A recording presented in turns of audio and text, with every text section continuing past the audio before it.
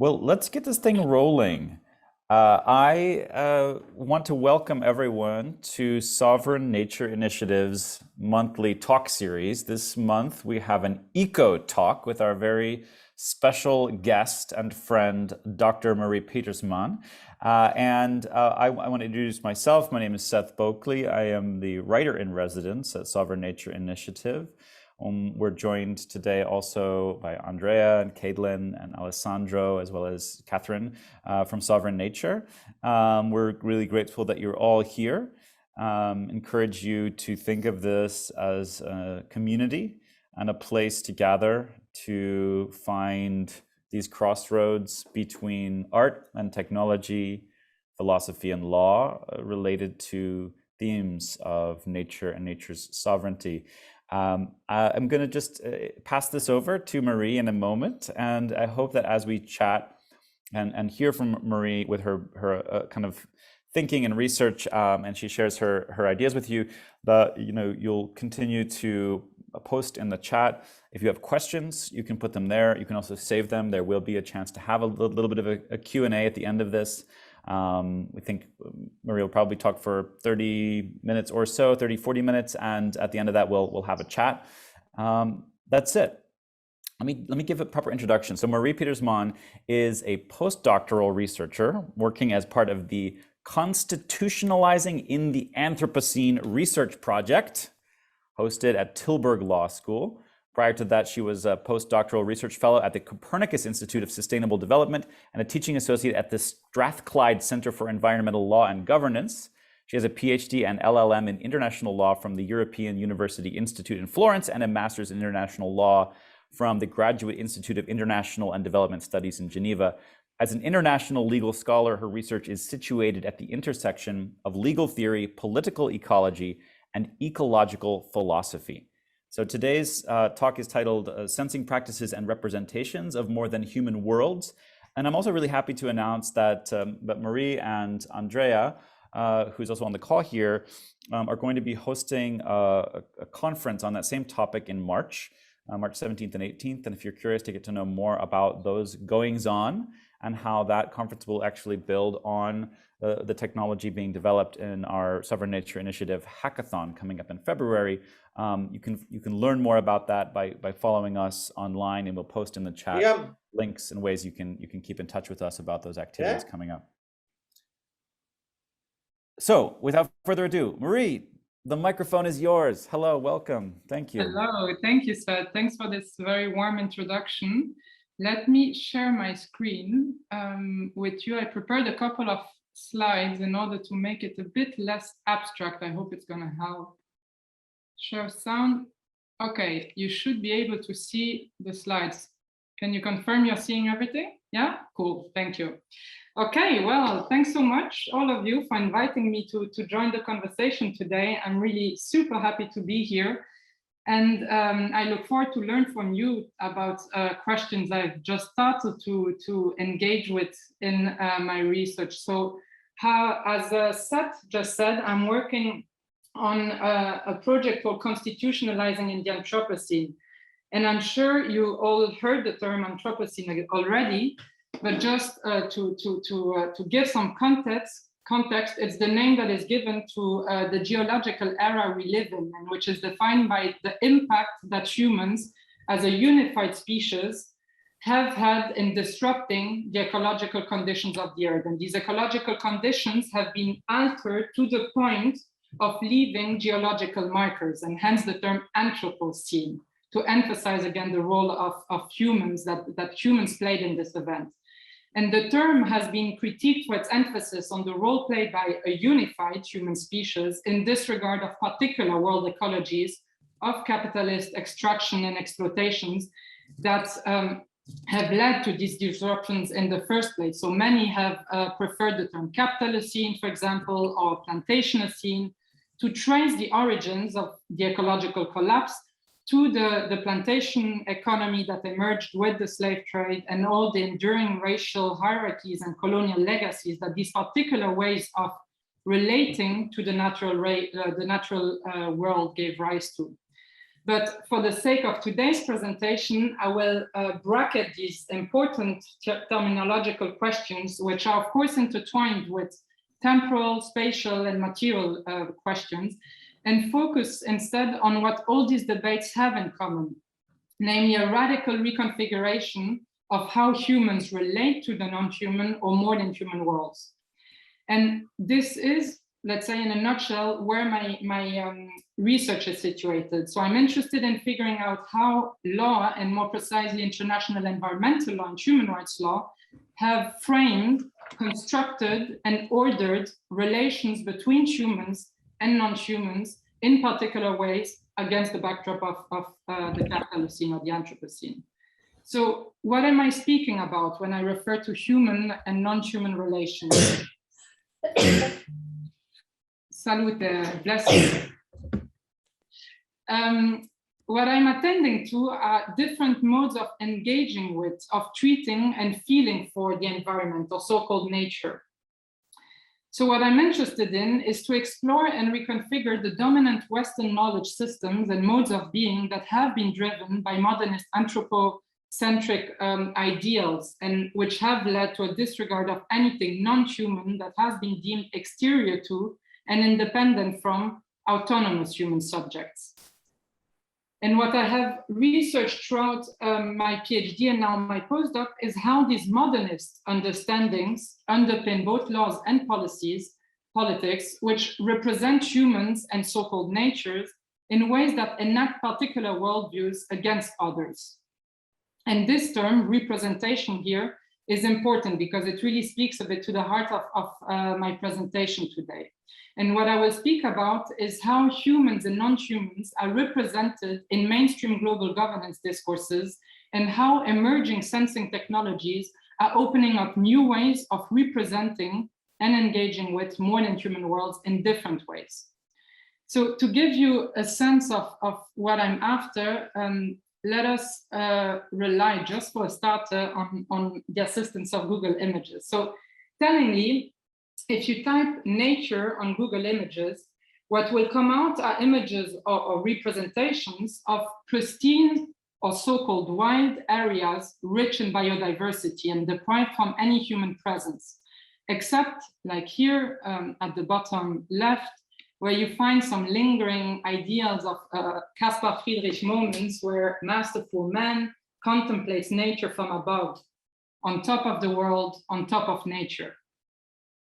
And if you type the environment, in contrast, you will see lots of images of a fragile planet Earth, in particular ecosystems that are cared for by benevolent humans. The Earth is in our hands, so to say, hands that are incidentally all white. But clearly, the modernist ideal of a masterful human subject able to handle an objectified and a fragile Earth is evident. And finally, if you type human environment, then what appears is a vast mix of things. You can see urban environments, you find cities, you find material infrastructures, interlinkages between economy, society, and the environment. And of course, some more white hands holding a planet in need of care. But so where does this all leave us? What I find interesting and revealing with these images is that they show us how we are stuck with particular understandings or representations of human-non-human relations. And there are some important working elements that we can immediately induce from these representations, and for which I think sensing technologies can play an immense role in overcoming. So what are we stuck with to start? I think one of the main issues is that through these modernist epistemologies and ontologies that rely on these particular representational registers, we are stuck with fixity, with boundedness, with the individuation and of separated entities that interact with one another, and which are always predetermined and pre-given in advance. So take, for example, a forest. This is how we traditionally represent a forest, where we can evidence the separated and individuated trees that constitute it. But if you look closer, you will see the moss, the water that runs into the woods and keeps the ecosystem alive. And even closer, You will find lichens or the composite organisms that arise from algae, bacteria, and fungi.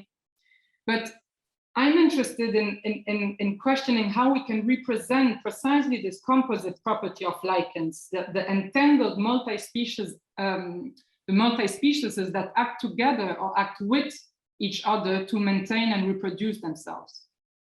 And this is where I think sensing technologies can enable visualizing these processes by accounting for the species entanglement, the subterranean and the atmospheric dynamics that are essential for a tree's maintenance, and where there is no start and no end, no individuated or delimitable boundary, so to say. So let us just look at this very short video from one of your earlier guest speaker, Barney Steele from Marshmallow Laser Feast, which I think captures well these different ways of representing human and non-human relations in modern human worlds. And I warn you, the rest of the presentation will be heavy in video, so bear with me. But this one is a very short one.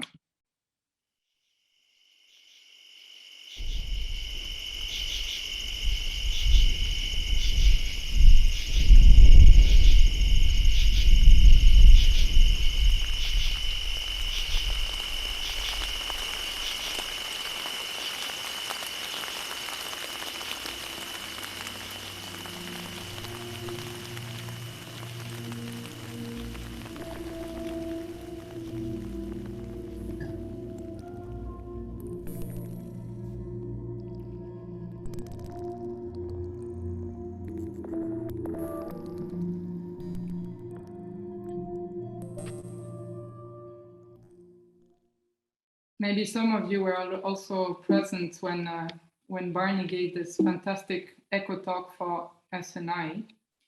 So this is a snapshot from the video that I like particularly because it shows to some extent how the overground is entangled with the underground and where the air, the light, the water are all essential flows that connect the tree, the lichens, the mycorrhizal fungi, and all the species living within them. And it is a perpetual flow of energy and of matter that entangled human and non-humans and all the organic and inorganic, the biotic and abiotic, the living and non-living entities. And you may be asking yourself why this reconfiguration is important or why it matters. Well, first, I believe it matters because the way we represent nature has, of course, important world-making effects. And by this, I mean that they enact particular worlds and order human-non-human relations in specific ways. This example tells us a lot about both the modernist tendency to anthropomorphize anything non-human and render it or represent it in human forms, but also the particular gendered relation that underpin these representations, with the male gaze unveiling an objectified naked female nature. So this is a sculpture that dates back to 1899 and is exposed at the Musée d'Orsay in Paris, and which is tellingly called Nature Unveiling Herself Before Science. And this revealing artwork goes to the heart of the process of representation that I am interested in by emphasizing the role of observation as the primary mode of engaging with the world. And apologies if I'm using very simplistic images here, but I think it captures well the modernist assumptions that observations are the process by which a human subject knows the non-human object. Representation, simply put, operate through a tripartite structure divided between, on the one hand, a knower or the observer, the knowing process based on observations, and the known as the observed object. And this tripartite structure of representation has been the primary mode of engagement with the world. So if you also have a movie subscription, you might have seen this documentary from this week called Nostalgia for the Light from the Chilean filmmaker Patricio Guzman. And it's set in the Atacama Desert in Chile, where some of the biggest and most powerful observatories are situated, and where the heat is such that the dry air and the saline soil are able to preserve ancient traces, including some of the earliest representations of human and non-human relations in rock art of pre-Columbian times. So let me just play this short video. El misterio de la ciencia atraviesa el tiempo. Al pie de las cúpulas hay otros mensajes que también vienen de lejos. Estas piedras, dibujadas por los pastores precolombinos, tienen más de 1000 años. Aquí, más que en ninguna otra parte, yo tengo la impresión que el desierto nos revela un secreto. Todas las experiencias que uno tiene en la vida, en realidad.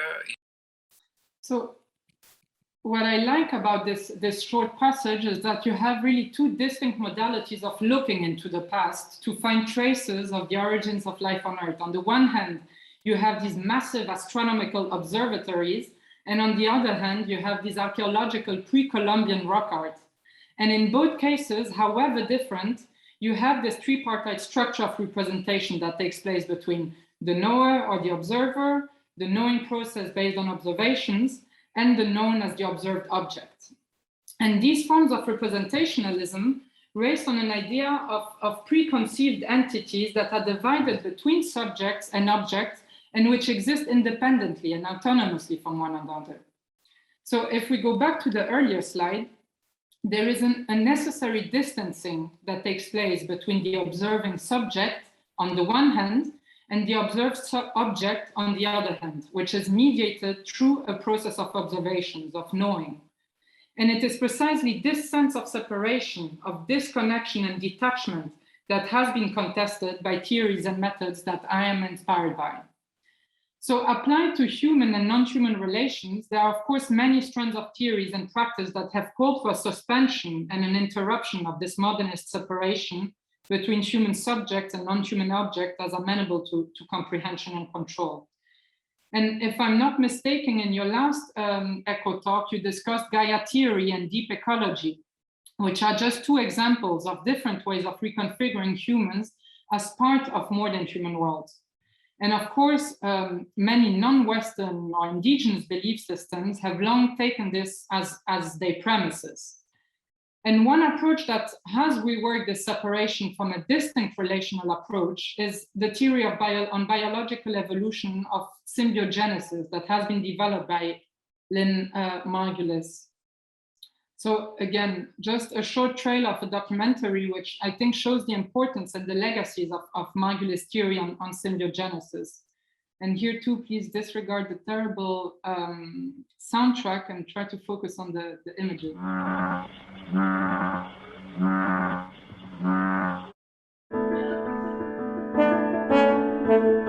I want to give you a sense of a massive revolution in our thinking that has come across during the last about 20 years. She liked to start trouble.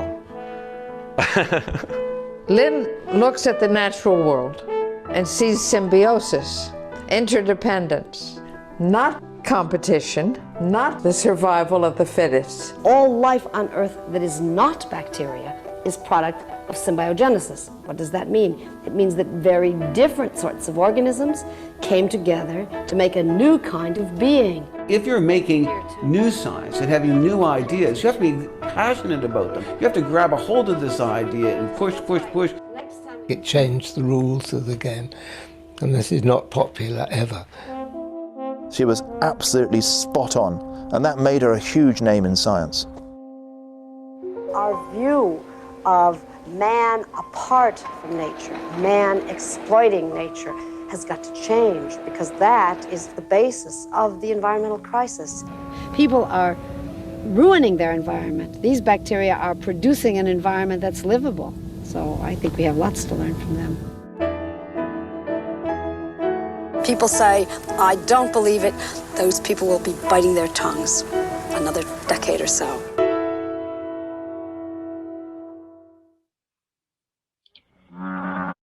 So it's very Hollywood style, but in many ways, this scientific revolution, as the title of the documentary calls it, has, I think, often been misinterpreted or romanticized somehow, as if Margulis was suggesting that all species are part of a single whole, that humans and non-humans are one and the same.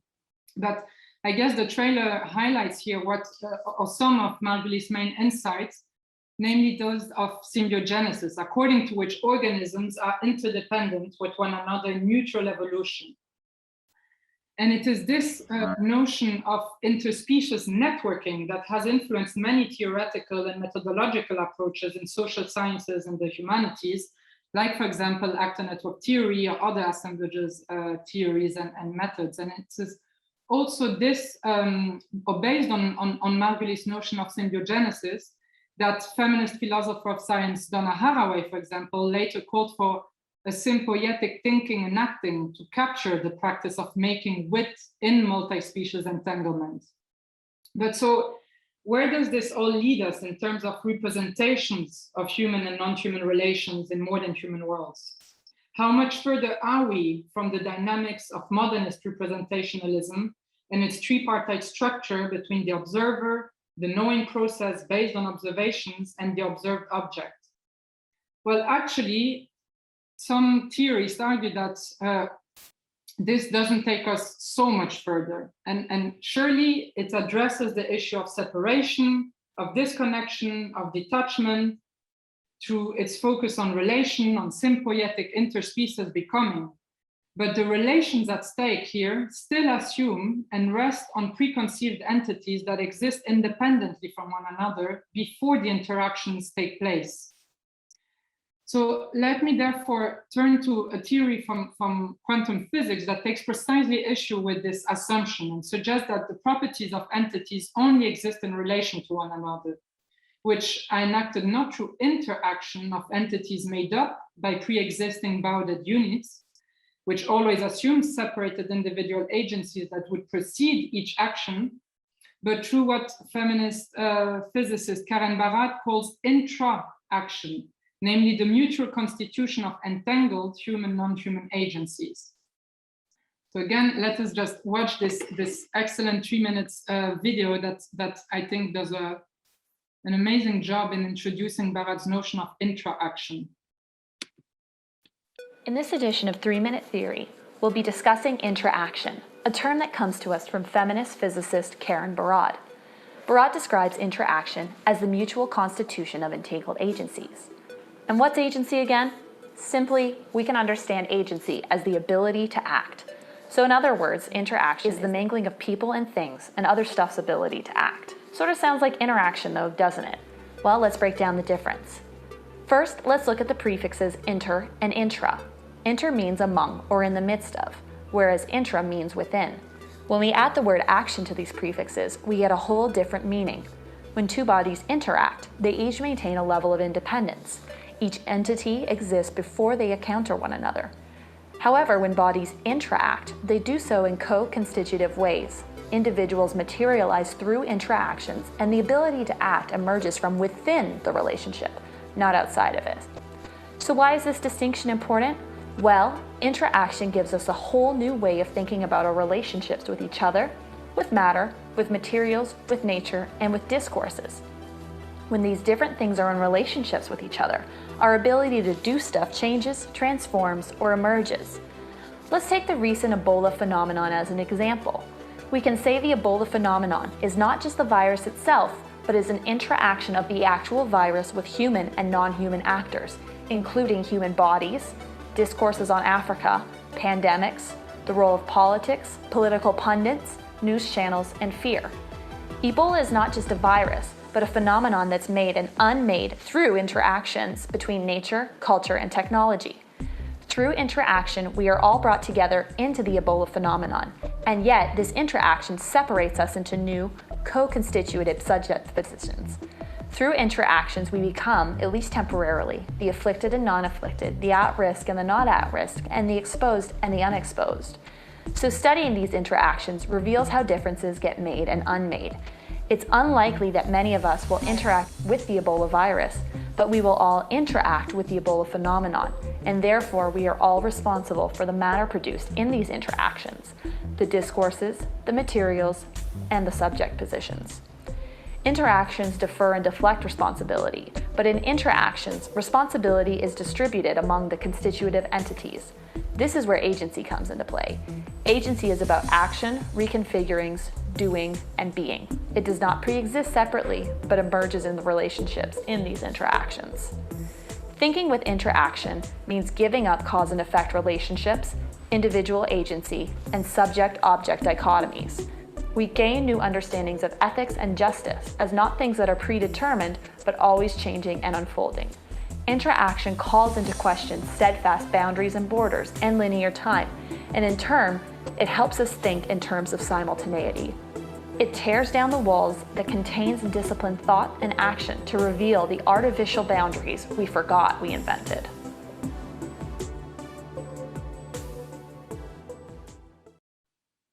Okay, so I hope you got the gist of what Barad is after with this notion of intra-action and entangled human non-human agency.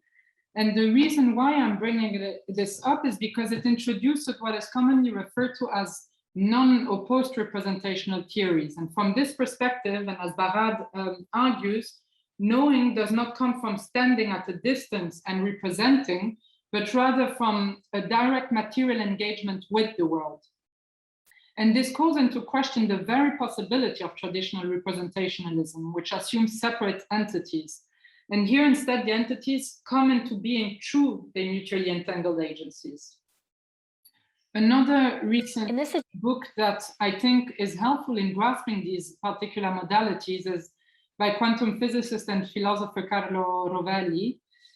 Rovelli takes issue with the postulate of absolute objectivity, according to which reality exists out there, independently again from the fact that you observe it or not, and which posits always a scientific observer as passive or impartial spectator of that reality. And instead, Rovelli builds on quantum physicists' understanding that the property of any entity is always relative to another one. And just to be clear, I'm not suggesting here that these two books are making the same interventions. That they are, of course, taking issues with different questions and contributing to different debates. But I think that there are some critiques that converge or overlap when it comes to, for example, a reality that is not constituted by independent entities, but made of relations, or a sequence of interactions that are relative to one another. And outside of these relations, which materialize or enacted through interaction, so at the moment when the observation takes place, so to say, then the properties of entities are not known and hence do not exist as such. And applied to humans and non-humans then, they are not conceived as isolated entities with predefined and given properties. Such properties instead become with and emerge in relation to one another. And it is no longer only the gaze, or the looking from the outside, if you will, that matters, but the relation. So now that the main question that I wanted to address for today's talk, but realized I could only start addressing after introducing these questions of representation, entanglement, and interaction, is the following. How can sensing technologies operate, if at all, under such modalities? And I mentioned at the start of the talk that what brought me to this question in the first place was an interest in the ever-increasing deployment of sensing technologies in global environmental governance discourse. So, of course, the use of technologies, of sensing technologies, is far from new, and they have long been used to monitor the functioning of ecosystems and assess their overall well-being, so to say. So, for example, this is an image that I took from a 2020 report entitled "The Future of Monitoring Pollution" that was issued by the European Environmental Agency from the EU. And you can see that the monitoring technologies include satellite remote sensing used to measure and detect anomalies in certain areas or ecosystems, drones with sensors and cameras used to map biospheric or underwater changes in ecosystems, or citizen sensing devices, which are seen as enabling collectives to track and report on pollution, to thereby raise awareness and sharpen the knowledge about socio-ecological issues. And such policy discourses are really prevalent in environmental governance and are very much echoing the traditional representationalism that we took issue with earlier. So these sensing technologies, if you will, mediate the process of observation or of knowing. And what I'm trying to say is that you could perfectly advocate for the development, the use, and the increasing deployment of such technologies by remaining firmly grounded within a representational mode of engagement with the world, where the sensors enable you to track or render knowledgeable external realities that exist already out there, independently from the observations that are being made. But an alternative is to engage with reality in a non or post-representational mode, in line with insights from the theories I introduced before. So in the remaining of the presentation, I would like to briefly present 3 different examples of sensing technologies that seem to work to very different degrees in processual ways and deploy sensors not with the intention of mastering an externalized world, but in ways that seem to resonate with certain of the theoretical strands that I introduced earlier. And of course, none of these projects is a perfect example, so to say, of non-representational engagement with the world, but they all seem to operate or work alongside some of their modalities. And I hope that in the Q&A we can then think together and question the potential, but also the limitations, the uncertainties, and the ambiguities that these projects and approaches leave open. So let me start with a project called Sensing an Experimental Forest. And I saw earlier in the chat that we have someone listening in from that project. So it's part of a broader project that was developed by Jennifer Gabris, who is Professor of Media, Culture and the Environment at the Department of Sociology at Cambridge University in the UK, and which findings were published in her latest book called Program Earth, Environmental Sensing Technology and Making of a Computational Earth. And Gabri speaks about a crossing over of experience and experiment, where, and I quote, experimenter and experiment are part of a unified and concrete occasion, which points towards a consideration of sensors not as instruments sensing something out there, but rather as devices for making present and interpretable distinct types of ecological process. And she further deplores how the sense-making aspects of sensing technologies have tended, and I quote again, to be discussed through theories of mediation or individual attention and embodiment, whereby sensing is focused on a human subject and often rendered through theories of phenomenological engagement. And in contrast, in Gabri's work, sensors are not providing access to new registers of information for established human subjects, but, and this is the important part, as changing the subjects of experience as well as the sensing relationship in which subjects are entangled and through which they act. So in this specific turn to the sensorial, we seem to find a continuous process of worldling and of doing that performs an ontoepistemological engagement with the world that is not aimed at providing an enhanced mapping of the complexity of an externalized world that is cut apart from human subjects that act on, but not act with the world, so to say. And instead, the project seems to enact a certain awareness of the performative properties of environmental sensors in line with the idea of interaction that Barat developed. So let us turn to another example. This is a project called Ways of Listening to Forests, led by Jonathan Gray, who is Professor in Critical Infrastructure Studies at King's College London and a research associate at the Digital Methods Initiative at UVA and the Media Lab at Sciences Po Paris. And the project basically asked how to sense and how to make sense of forests with devices, with sensors and with our bodies. And to answer this question, the project developed 4 sensing toolkits that are basically audio guides that can be downloaded for listeners to experience forests in their mutual becoming while listening to these recordings. So here, it is almost the audio files themselves that can be conceived as sensors that enable to cultivate what Anna Tsing called arts of noticing relations. So to become attentive to and become with the forest in this case. So let me just play an example of these audio recordings. How can listening to forests change our bodies? How can the well-being of humans be interrelated to the well-being of forests and forest dwellers? The practice of forest bathing is said to originate in China over 2,000 years ago. More recently, there has been a rise of interest in the relationship between forests and human bodies and health, prompted by Shinrin-yoku.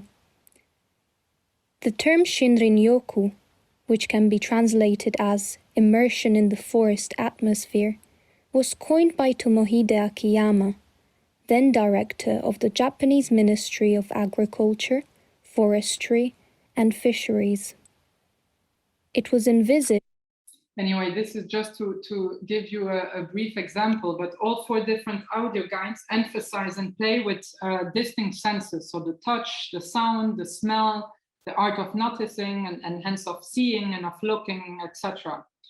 And again, I wonder here to what extent we really move beyond the representational register. While on the one hand, there seems to be an awareness of mutual becoming, and I think that the project advocates for closer proximity and attentiveness towards a change of the human inner self, so to say, so through its encounter with what remains, as I understand it, an externalized natural world. So this surely overcomes the sense of strict separation of human subject as autonomous and independent from non-human object as per modernist understandings. But we are still, I believe, stuck with pre-given entities with separate agencies that interrelate. And finally, this will be my last example. Let us just briefly look at this nonprofit science-based initiative that is called Society for the Protection of Underground Networks, which aims is to map fungal networks and advocate for their protection. And one of Spoon's co-founder, Toby Kears, whom you see here on the screen, who is a professor of evolutionary biology at the Vrije Universiteit in Amsterdam, developed with her lab a technology that enabled tagging nutrients with fluorescent nanoparticles and thereby allowed lightening up the nutrients so that they could visually track their flows across the fungal network and, importantly, into the host roots. So if I still have just 2 more minutes, Seth, how am I doing with time? Do I still have 2 more minutes? Yeah, please continue. Yeah, you're on a roll, so please continue. So let us just end with this brief. One of our biggest global blind spots is the underground and the vast fungal networks that are under our feet. I think conservation agendas and climate agendas have been blind to what's happening underground. So people tend to think that carbon is stored above ground, but actually 75% of all terrestrial carbon is stored below ground. So that's 3 times the amount that's stored in plants and animals. So we're missing out. If we just keep protecting ecosystems for what they have above ground, we're missing this vast biodiversity below ground.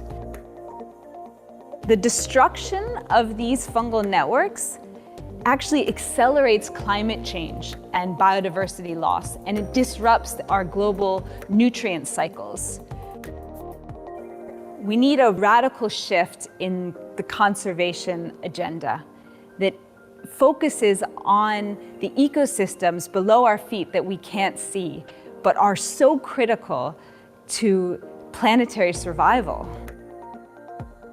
But current trends suggest that 90% of the Earth's soil will be degraded by 2050. So that's very soon. So SPUN is a nonprofit initiative to map and preserve the Earth's fungal networks. We know that these networks underpin life on Earth, and we're gearing up to save trillions of kilometers of fungal network that are threatened by human impact and climate extremes.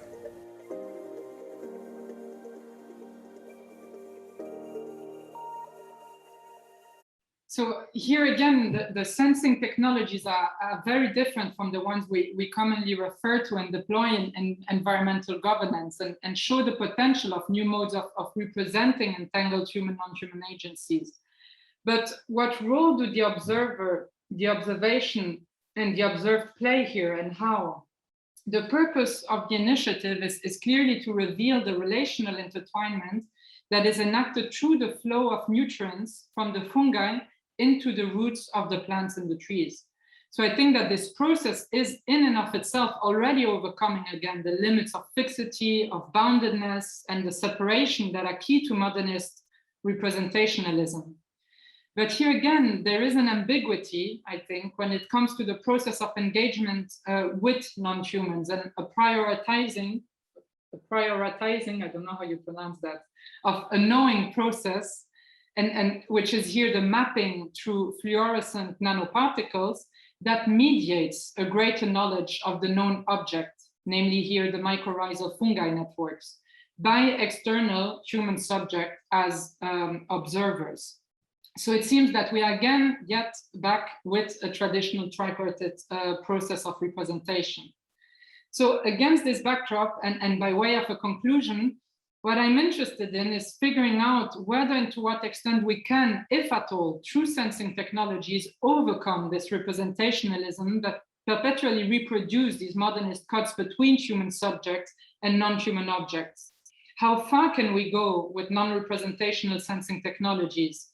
And what could be learned from such perspective for initiatives like SNI?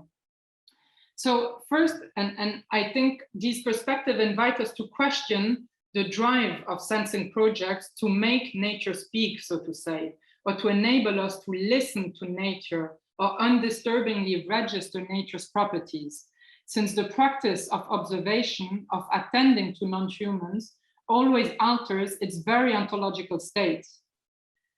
Instead, what emerges is that these processes participate in making nature, and thereby also making humans and non-humans. So it's not about making nature speak, making us listen to it or register its properties.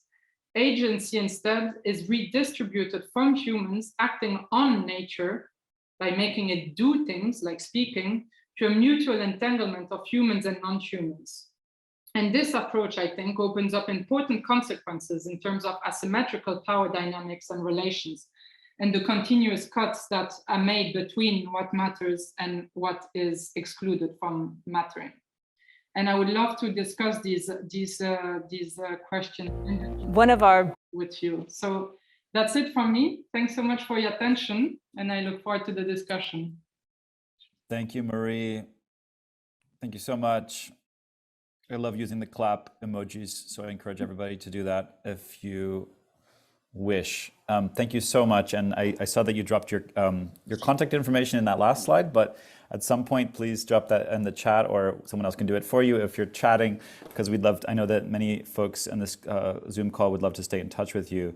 And thank you so much. You know, you have such a gift for sharing these complicated philosophical ideas in ways that are accessible and clear to those of us like myself who don't come from an academic background. And so I just really appreciate how clear that you made that presentation and those wonderful examples that you gave. Thank you. And I do want to open this up to, we have about 12 minutes in our allotted time, and that's enough time to have I think a meaningful exchange and chat with our honored guest here. And if folks have questions that they want to pop in the chat, feel free to do so, and then I can pose them. Or if you wish to pose them directly, maybe just raise your hand, and I'm happy to sort of call people out. I just want to mention one thing as we pivot towards that Q&A. Maybe just something I wanted to lift out of Marie's presentation. One of many memorable and beautiful phrases that you offered. You sort of early on, you used the phrase accounting for entanglement. And I thought that was a really interesting provocation. You know, the word accounting can have an economic as well as a sort of more ordinary meaning in terms of awareness, right? How do we account for entanglement? And I think that because Sovereign Nature Initiative, among other things, is asking economic questions about how to flip or reverse the relationship between humans and non-humans or humans and nature, to allow nature to be sovereign, or to no longer look at that relationship as one of exploitation. I think it's a great provocation to think about whether there is a way to account in economic terms for that entanglement that you described so beautifully. Okay, questions? Any questions from guests that folks want to just raise their hand or unmute yourselves? Otherwise, I'll go to Caitlin's question. And perhaps if I can just also add one thing, because Andrea mentioned that I saw in the chat earlier that Michelle, you work with Jennifer Gabriz, and I also see Gaze present in the room who works with Jonathan Gray or closely with Jonathan. I'm inviting all people to share and respond to these provocations, because it's really open questions from my end. So I would really love to hear your thoughts as well on these questions.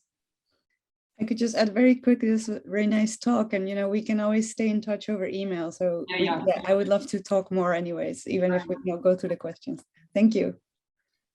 Let's go to a question from Peter. This, he says, will be a very predictable question coming from him. Are there doctrinal areas where you expect that entanglement or interaction will or should make a difference? What are the tangible possible results, or where can difference be made through this entanglement or interaction, in your view?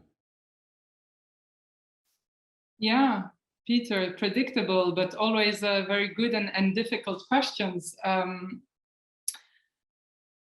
Well, I think it's really it's something that goes beyond one specific areas. I think that it's really something that would apply, let's say, in all different areas. I know that we already spoke in earlier conversations about property law and economic law, but even beyond legal terms, which is definitely a field where I think we are really encountering most difficulties when it comes to thinking through entanglement and through interaction with the concepts, the vocabularies, the tools that we have at hand to make sense of law and to apply legal thought and practice, so to say.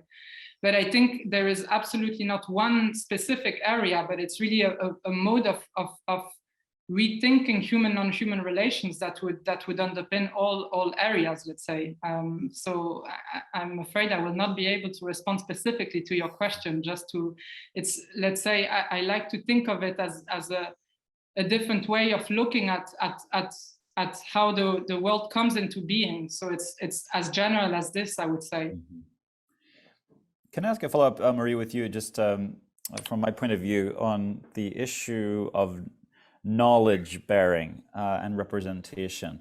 Something that I kept thinking about in the examples that you shared was, there's this tendency, it seems to me, with many of these ideas in de-emphasizing the human subjective experience or the human bearing of knowledge in favor of this deeper entanglement and this redistribution, as you say, of knowledge in a sense across and between maybe species. Do you ever think about entanglement in these philosophical terms as between non-human entities? In other words, is the entanglement between species that are non-human part of that knowledge base as well? Or do you really see it as a kind of interaction between humans and non-humans as a way of sort of building this new form of knowledge? Yeah, it's a very good question. And I think, as long as we speak about knowledge, and this is actually an ongoing debate that we are having as part of the Constitutionalizing in the Anthropocene project, whether we can speak of non-human normativities or non-human normoi, etc., where I guess it always boils down to questions of intentionality. And with knowledge production, we are very much stuck with questions of intentionality, with and this structure of representation of knowledge production. So the graph that I showed with this tripartite structure of representation is basically a way of representing the production of knowledge. And I think this is very much a human-centric understanding or representation or rendering of the knowledge production system.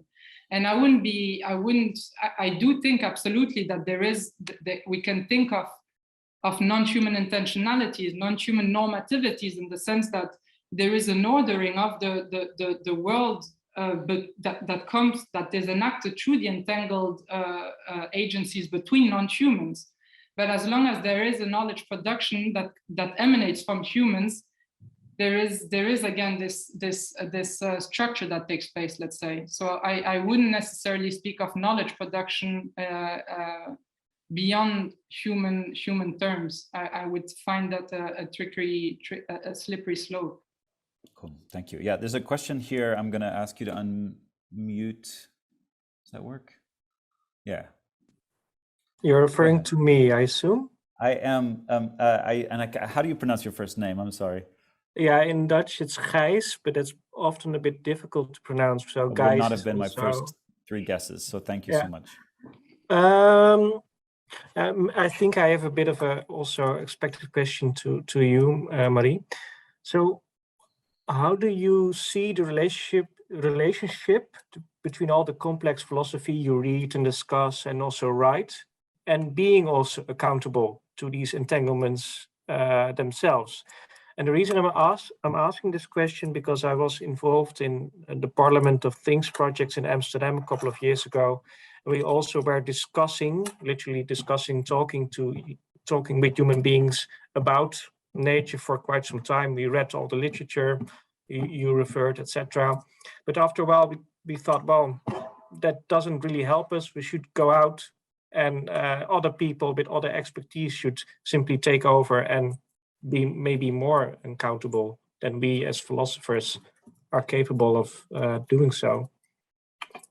Yeah, that's a very good question. And I think, I mean, yeah, I think this is one issue with the different, again, I don't like speaking of entanglement in such general terms because there are so many different strands, but I think one issue that I see is precisely this radical reconfiguring of causality that comes with theories of entanglement, let's say in general terms, and where I think the question of accountability and responsibility as we understand it traditionally in legal and political terms is radically reconfigured. So I think the one important element that we can learn from theories on entanglement, let's say, if we want to speak in general terms, is that, and I think this short 3 minutes video from the earlier slide is actually showing that very well, is that we are in every single action, we are responsible for our action in the interaction, let's say, as they come into being, and it goes well beyond the materialities. It's entangled with the discourses, with the different separations or the cuts that are made between what comes to matter and what is excluded from matter in material terms, but also in the discursive realities at stake that shape these realities too. So of course you have then theories like Donna Haraway who have this very complex understanding or reconfiguring of responsibility as responsibility. So the ability to respond, which is then also, let's say, determined by the different asymmetrical agencies that are part of the interaction. Interaction and entanglement does not mean that agency is then one and the same.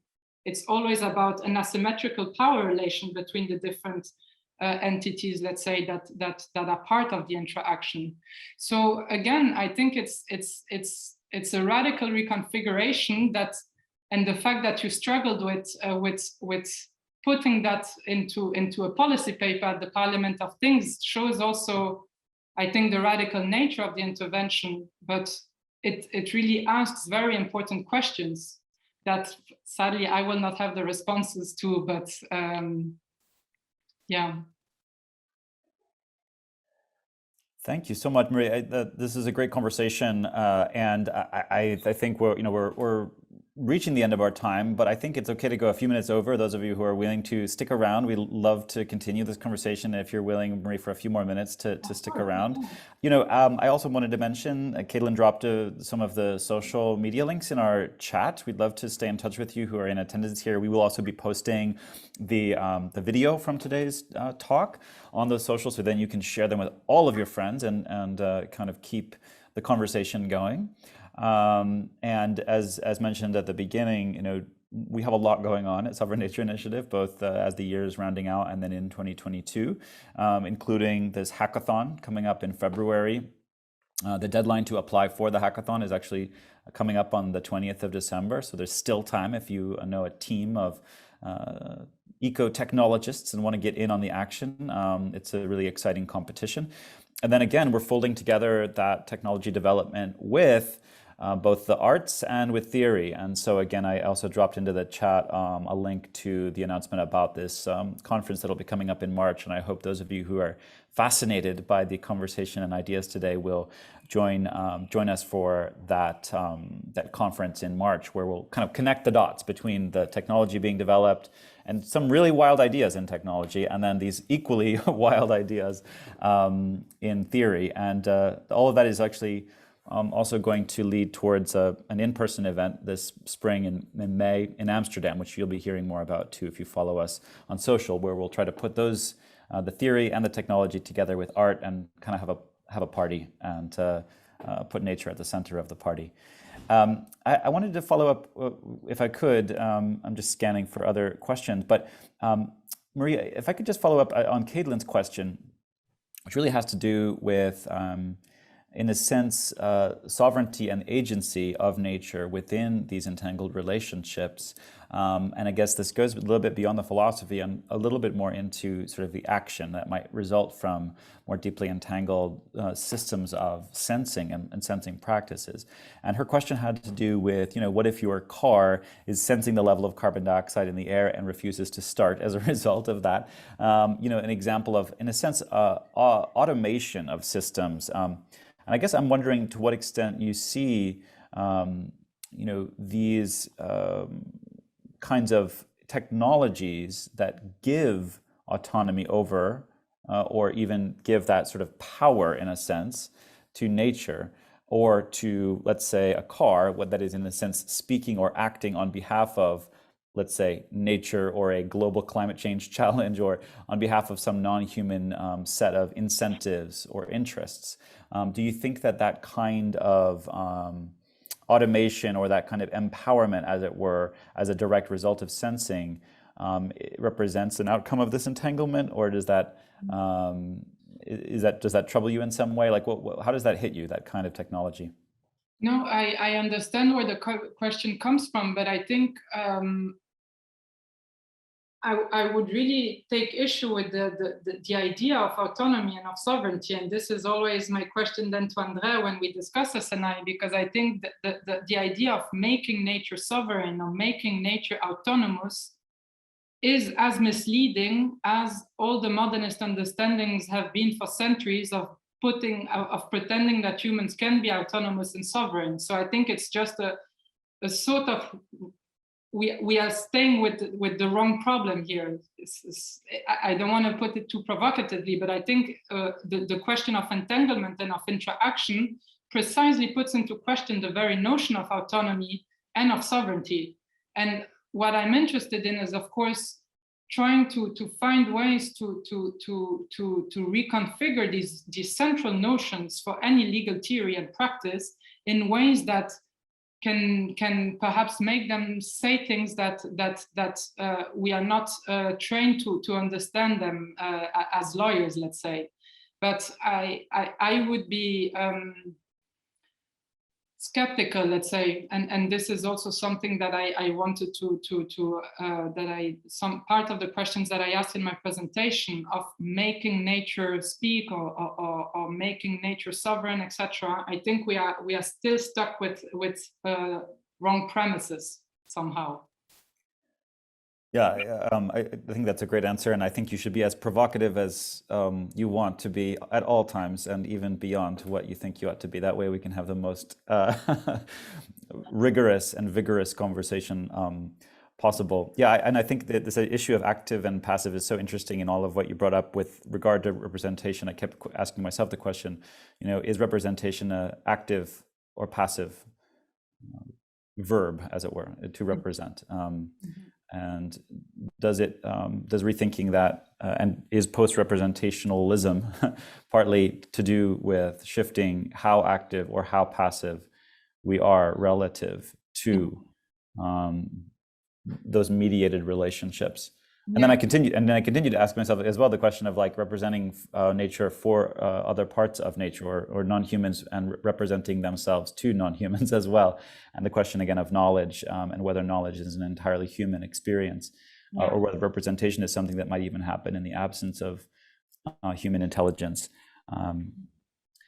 But I think you go really to the core of the questions that Andrea and I have been debating as part of our broader project, and we have tentatively come to a sort of peace of mind with the notion of taking issue with the notion of representation, and trying to reconfigure novel ways of representing. So really taking this and from, again, an entangled and interactive perspective somehow. And I do think that this is an interesting and ongoing conversation. Again, I don't necessarily have answers, but I do think that there are ways to reconfigure representing, modes of representing or modalities of representing in different ways, away and beyond the modernist understanding of representation as such.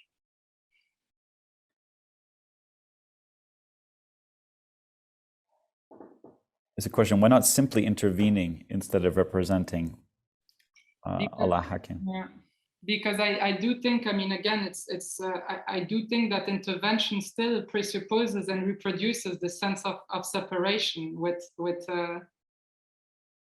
but yeah, and I love the phrase direct material engagement that you used is really powerful and really relevant here. And I think this idea of forest bathing, which is such a trend and such a beautiful notion of kind of losing the self from a human perspective, at least. And the idea of unmediation as a goal that we kind of asymptotically maybe approach, but we never quite get to, is a kind of classic human conundrum of self-consciousness, perhaps, and of how do we have an unmediated experience of the world, is a kind of an ancient question, really. But it's interesting to see that here we are on Zoom, and we're all actually exploring technologies and actually, in some sense, adding layers between ourselves and one another, and yet paradoxically, we're connecting this way. So my question would be then too, like, are these tools, or any of these tools, digital tools, actually allowing for entanglement, or are they a further barrier to entanglement? Is there some way that a tool that is created by humans, as technology is and all of the software that's being developed, is there some way that software itself or these tools can be actually an aid to entanglement, or are they just tools for humans to kind of for ourselves? Are they just for us?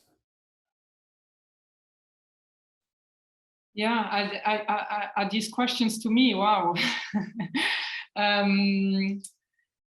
No, yeah, but I think there are a couple of things that I even want to push further, because I think, I'm also like the separation that I'm taking issue with when in my response to gays, for example, is not I think there is always a tendency or a risk, let's say, to fall into an idealism, an idea as if there is absolutely no separation anymore between humans and non-humans. And I think actually the thinking with Karen Barad, for example, teaches us really that there is a sense of agential separation, that agency is not one and the same, that humans and non-humans are not one and the same, but that it's about attending to agential asymmetries in different ways, and in ways that indeed make us attentive to questions of responsibility, of accountability, etc.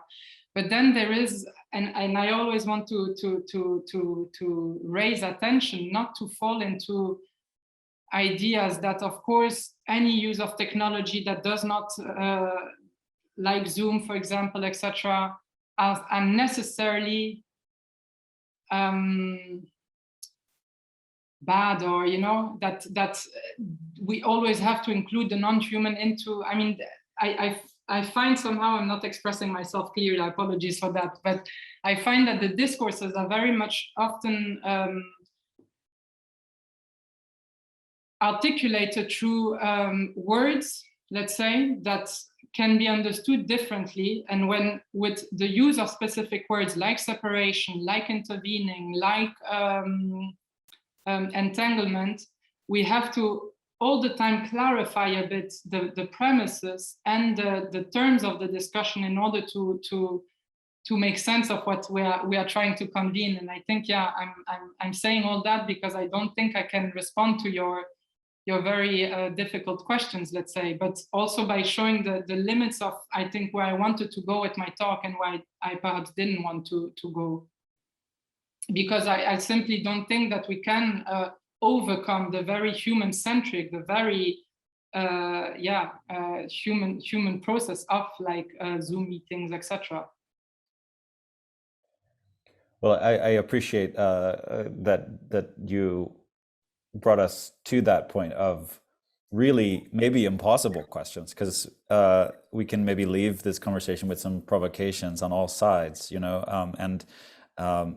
I want to open up the space for any last comments or questions from folks in attendance, but so appreciative of you fielding these wild questions in addition to giving such a beautiful talk, Marie. Anybody else have a last comment or question before we let our speaker go?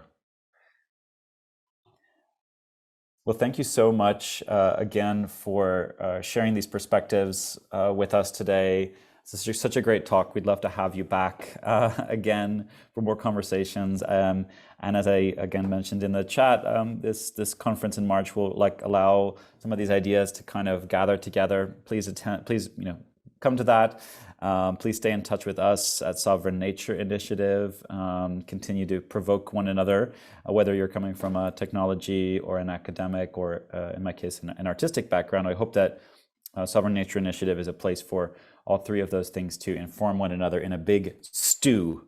So thank you for being part of that, everybody who attended today. And thank you so much again, Marie Petersmann. Thank you so much. Beautiful talk. Thank you. I look forward to continue the discussions.